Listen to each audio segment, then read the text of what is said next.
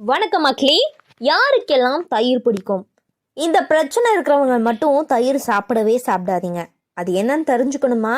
அப்ப நீங்க இந்த ஒரு பதிவை ஸ்கிப் பண்ணாம பார்த்து முடிச்சிடணும். இந்த ஒரு வீடியோக்கு லைக் கொடுத்துட்டு இந்த ஒரு தகவலை உங்களுடைய ஃப்ரெண்ட்ஸ் அண்ட் ஃபேமிலிக்கு நீங்க ஷேர் பண்ணிடுங்க.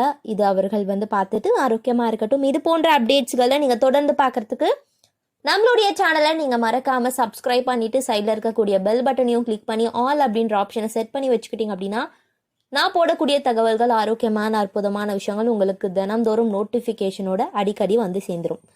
ஸோ தயிரில் பார்த்தீங்கன்னா அதிக அளவு கொழுப்பு இருப்பதனால நீங்கள் அதிக சாப்பிடக்கூடாது அப்படின்னு சொல்கிறாங்க. அது நல்லதா கெட்டதா அதென்ற நம்ம தெரிஞ்சுக்க போகிறோம். இந்திய உணவு வகைகளில் தயிர் மிகவும் பிரபலமான உணவுகளை ஒன்றாகும். கால்சியம், வைட்டமின் B12, பொட்டாசியம் மற்றும் மெக்னீசியம் நிறைந்த தயிர் அற்புதமான ஆரோக்கியம் மற்றும் அழகு நன்மைகளை கொடுக்குது. குழந்தைகள் முதல் பெரியவர்கள் வரை அனைவரும் தயிரை விரும்பி சாப்பிடுவாங்க. பெரும்பாலான மக்கள் கோடை காலங்களில் தயிர் அதிகமாக விரும்பி சாப்பிட்றாங்க. குளிர் மற்றும் மழை காலத்துல மக்கள் தயிர் உட்கொள்வதை குறைத்து கொள்கிறாங்க. தயிரை அளவாக உட்கொள்வதன் மூலம் அதன் நன்மைகளை நீங்க பெற முடியும். பல நன்மைகள் இருந்த போதிலும் ஒவ்வொரு நாளும் தயிர் சாப்பிட்றதுனால சில பக்க விளைவுகளும் உங்களுக்கு ஏற்பட வாய்ப்பு இருக்கு. மேலும் இந்த ஒரு தகவல்ல நம்ம அதற்கான விஷயங்களை நம்ம தெரிஞ்சுக்க போறோம். பலவீனமான செரிமான அமைப்பு இருப்பதனால அதிக தயிர் சாப்பிட்றது தவிர்க்க பரிந்துரைக்கப்படுறாங்க. ஸோ மலச்சிக்கலை ஏற்படுத்தும். ஒவ்வொரு நாளும் அதிக அளவு தயிர் உட்கொள்ளும் போது மட்டுமே பிரச்சனை ஏற்படுது அப்படின்னு சொல்றாங்க. ஸோ தயிரில் லாக்டோஸ் இருக்கு. இது ஆக்சிஜனேற்ற அழுத்த தூண்டும் ஒரு கலவை மற்றும் குளுக்கோஸ் ஹைப்பர் கிளைசெமிக் பழஞ்சாறை உறிஞ்சப்படுவதை தொடர்ந்து உடலை ஏற்படக்கூடிய செயல்முறை போன்றது. ஆக்சிஜனேற்ற அழுத்தம் மற்றும் ஹைப்பர் கிளைசீமியாவால் ஏற்படக்கூடிய நாள்பட்ட அலர்ஜி இதய நோய் மற்றும் எலும்பு பலவீனத்திற்கு பங்களிக்குது. ஸோ எலும்பு பலவீனம், எலும்பு முறிவு அபாயத்தையும் அதிகரிக்கலாம் அப்படின்னு சொல்றாங்க. ஸோ தயிரில் அதிக அளவு பொட்டாசியம் இருப்பதனால நீங்கள் அதை அதிகப்படியாக சாப்பிட்றதுனால உங்களுக்கு உடல் எடை அதிகரிக்கக்கூடிய அபாயம் ஏற்படலாம். ஸோ தினமும் ஒரு சிறிய கிண்ணம் தயிர் சாப்பிட்றத கட்டுப்படுத்துங்க. தயிரில் பல ஆரோக்கிய நன்மைகள் இருந்தாலும் நம்ம அளவுக்கு அதிகமாக எடுத்துக்கிறது அது தவறான விஷயம். அதாவது நமக்கு உபாதைகளை ஏற்படுத்தும் அப்படின்னு சொல்ல வராங்க. ஸோ பாலில் இருந்து பெறப்படும் உணவுகளில் அதிக அளவு நிறைவுற்ற கொழுப்புகள் மற்றும் தயிர் போன்ற மேம்பட்ட கிளைசேஷன் தயாரிப்புகள் இருக்கு. ஸோ அவை அதிக அளவில் உட்கொள்ளும் போது இந்த கலவைகள் எலும்பு அடர்த்தியை பலவீனப்படுத்தலாம். இதன் விளைவா மூட்டு வலி நோயாளிகளுக்கு மூட்டு அசௌகரியம் ஏற்படும் அப்படின்னு சொல்றாங்க. ஸோ குளிர்கால மாதங்களில் தயிர் தவிர்க்கப்பட வேண்டும் அப்படின்னு ஆயுர்வேதம் பரிந்துரைக்குது. ஏன் அப்படின்னு கேட்டிங்கன்னா இது சுரபி அதிகரித்து சளியை அதிகரிக்குது. எனவே இது ஆஸ்துமா, சைனஸ், நெஞ்செரிச்சல், சளி, இரும்பல் போன்ற சுவாச நிலைகள் உள்ளவர்களுக்கு சிரமத்தை ஏற்படுத்தும். மேலும் வீக்கத்தை தூண்டும் அப்படின்னு சொல்றாங்க. ஸோ தயிர் யாரை சாப்பிடக்கூடாது? இந்த ஒரு கேள்விக்கு தான் எல்லாருக்குமே ஆன்சர் தெரிய மாட்டேங்குது.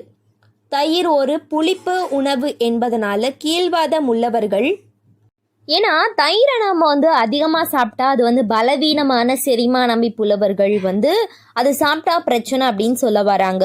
ஏன் அப்படின்னு கேட்டிங்கன்னா, செரிமானம் மந்தமாக இருக்கும்போது தயிரை இரவில் உட்கொள்ளக்கூடாது. ஏன்னா அது அதிகமாக செரிமானமும் ஆகப்படுறதுல நமக்கு பிரச்சனைகளையும் ஏற்படுத்தும். ஆஸ்துமா நோயாளிகள், இரும்பல் மற்றும் சளியால் பாதிக்கப்பட்டவர்கள் மற்றும் பிற சுவாச நோயாளியால் பாதிக்கப்பட்டவர்கள் இரவுல தயிர் சாப்பிடக்கூடாது. ஏன் அப்படின்னு கேட்குறீங்களா? தயிரில் சளியை ஊக்குவிக்கக்கூடிய பண்புகள் இருக்கு. ஆனால் நீங்கள் பால் சாப்பிடலாம். லாக்டோஸ் சகிப்புத்தன்மையற்ற நபர்கள் ஜீரணிக்க ரொம்ப கஷ்டமா இருக்கிறதுனால அவர்கள் மட்டும் தயிர் சாப்பிடக்கூடாது அப்படின்ற மாதிரி சொல்ல வராங்க. அதனால தொடர்ந்து சாப்பிட்றது அப்படின்றது பிரச்சனை கிடையாது. ஆனால் அதிகமாக தொடர்ந்து சாப்பிட்றதா நமக்கு பிரச்சனையாக இருக்குது. ஸோ தினமும் சாப்பிடாதீங்க.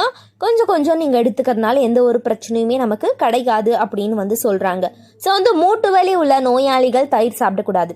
ஏன்னா தயிரில் எலும்புகளுக்கு தேவையான கால்சியம் இருந்தாலும் கீழ்வாத பிரச்சனை இருப்பவர்களுக்கு இது மூட்டு வலியை அதிகரிக்கும். ஏன் அப்படின்னா தயிருக்கு பதிலாக நீங்கள் மோர் சாப்பிடலாம், பால் குடிக்கலாம். லாக்டோஸ், புரோட்டீன், பொட்டாசியம் நிறைந்த பால் வகைகளை நீங்கள் எடுத்துக்கலாம் அப்படின்னு சொல்கிறாங்க.